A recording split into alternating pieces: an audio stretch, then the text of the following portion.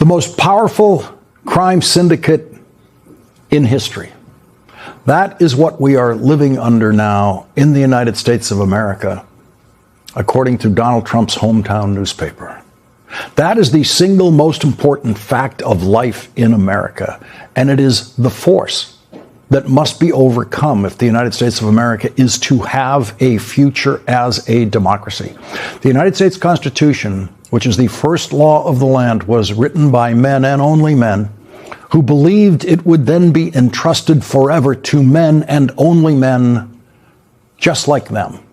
They saw themselves, despite many of them being slave owners, as honorable men, gentlemen, people who this country and the world could trust to do the right thing. They did not try to write a constitution in anticipation of criminals holding constitutional offices.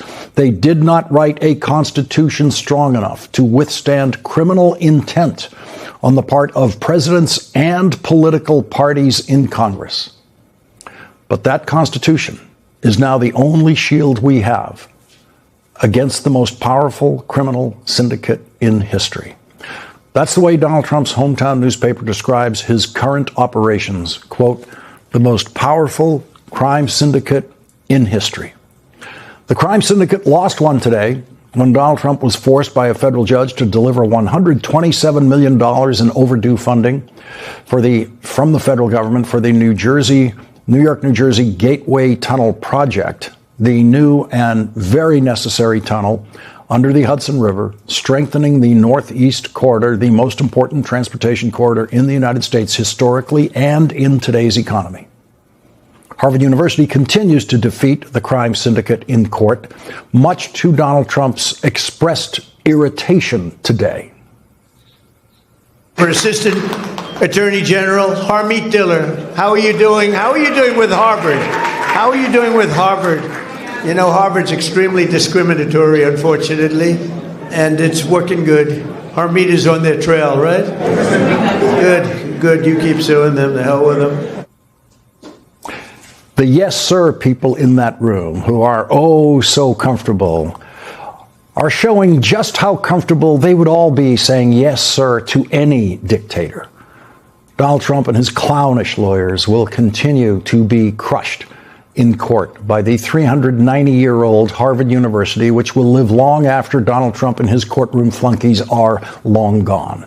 John Adams and other Harvard graduates were there at the birth of this country, designing the Massachusetts Constitution, which became a model for the United States Constitution, which Harvard University now uses to defeat the crime syndicate consistently. The New York Daily News, which now calls the Trump administration the most powerful crime syndicate in history, has always had strong reader support in the Queens neighborhood in New York, where Donald Trump grew up. The New York Daily News says, quote, it is time to acknowledge what has become tragically obvious. The Trump administration is essentially acting as a massive criminal enterprise. It lies, steals, extorts, and murders, all while cloaked in the awesome authority of the state. It is on a crime spree that puts Al Capone to shame. This administration has murdered Rene Good and Alex Preddy, slandered them as domestic terrorists and assassins, and allowed their killers to walk free. Unleashed thousands of minimally trained ICE agents recruited with explicitly white supremacist messaging to inflict terror on people of color.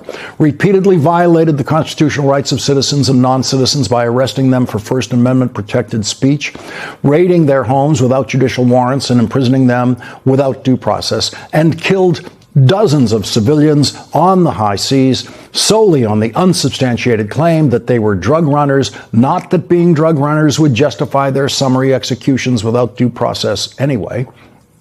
Released hundreds of imprisoned felons who brutally beat Capitol Police officers on January 6th. converted the once independent Department of Justice into an instrument of personal retribution via the prosecution of cooked-up lawsuits against the president's enemies, threatened to seize the territory of a sovereign nation, a NATO ally no less, and declared that legislators should be executed for reminding military personnel of their duty to disobey illegal orders. It is difficult to comprehend the level of state-sponsored criminality we are witnessing because our country has never experienced anything like it.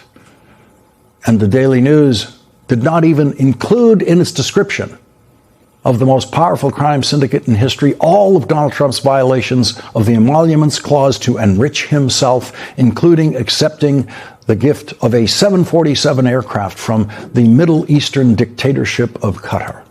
And the billions of dollars Donald Trump is making in cryptocurrency ventures and other rackets that he is running during his presidency. Donald Trump knows that all of that apparent corruption could be effectively investigated by congressional committees if and only if Democrats win the House of Representatives this year or win the Senate this year. And to prevent that, Donald Trump has not come up with a new campaign message for Republicans. He has not come up with a new economic policy. He has not reversed his economically crushing illegal and unconstitutional tariffs. Instead, he has seized the voting records of Atlanta voters in Fulton County, Georgia, to set the precedent that he can send the FBI anywhere he wants to seize any voting records, including ballots, at any time. Donald Trump is the first president in history who wants to take the administration of elections away from states and, in effect, count all American ballots cast in every election inside the Trump White House. Donald Trump publicly appears to be planning an election crime spree even worse than the conspiracy he was indicted for running to overturn the results of the 2020 presidential election. And that is the most important story of this year. Will Donald Trump commit election crimes all over the country to try to crush democracy? That is not an alarmist question. That is the question of the year. Will Donald Trump commit election crimes all over the country to try to crush democracy? As of tonight, the most powerful force we have in this country to defeat the most powerful crime syndicate in history remains the voters of the United States of America, who are turning against Donald Trump in numbers large enough to defeat any criminal intent Donald Trump might bring to the elections in November. And nothing has separated voters from Donald Trump more effectively than the perception that Donald Trump is covering up for his old friend Jeffrey Epstein and himself by spending the year refusing to release the Epstein files and then making sure that 3 million pages of the Epstein files have not been released as they were required to be released by law. A clear majority of Americans, 53%, now believe Donald Trump is trying to cover up his friend Jeffrey Epstein's crimes. Republicans who control the House Oversight Committee were forced by the Democrats on the committee, with some cooperation by Republicans, to investigate the crimes of Jeffrey Epstein. But most Republicans on the committee have also tried to help Donald Trump in whatever way they can. And one way they decided they could help Donald Trump is by sending a subpoena to a wife of a president who never met Jeffrey Epstein. There is only one first lady in American history who we know met Jeffrey Epstein, and that is Donald Trump's third and current wife. Why did the Republicans on the committee seek to subpoena Hillary Clinton, who says she never met Jeffrey Epstein, and not subpoena Melania Trump? The first question under oath the committee should ask to Melania Trump is, who introduced you to Jeffrey Epstein? Did Donald Trump introduce you to Jeffrey Epstein, or did Jeffrey Epstein introduce you to Donald Trump? The committee will never ask those questions of Melania Trump, and Hillary Clinton believes she has been subpoenaed as a distraction that the Republicans hope will somehow help Donald Trump, and that Hillary Clinton's subpoena is just another indication that Donald Trump really, really does have something to hide.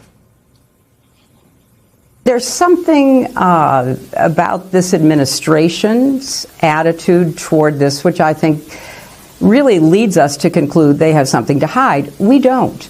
We have been willing to say whatever we know. We've even done it under oath. But they want us to testify, not everyone else who's mentioned many, many times, hundreds of thousands of times in these files. So we've said, fine, let us do it in public. And we will appear in public and we'll answer all your questions. And of course, the Republican chairman of the committee does not want Bill and Hillary Clinton's testimony to be given publicly because Republicans are afraid that that testimony might not produce anything that they really want. Why do they want to pull us into this? To divert attention from President Trump. This is not complicated. This is so obvious, and they keep trying to divert. Look at this shiny object. We're going to have the Clintons, even Hillary Clinton, who never met the guy. We're going to have her there. In that BBC interview, Hillary Clinton said something that Donald Trump has never, ever said. Get the files out. We have called for the full release of these files repeatedly. We think sunlight is the best disinfectant. Get the files out. And Hillary Clinton has this prediction about Republican reaction and Donald Trump's reaction to her testimony. If I have to do it behind closed doors, they're not going to like what I have to say because I have very strong opinions about what it is they're hiding and who they are protecting.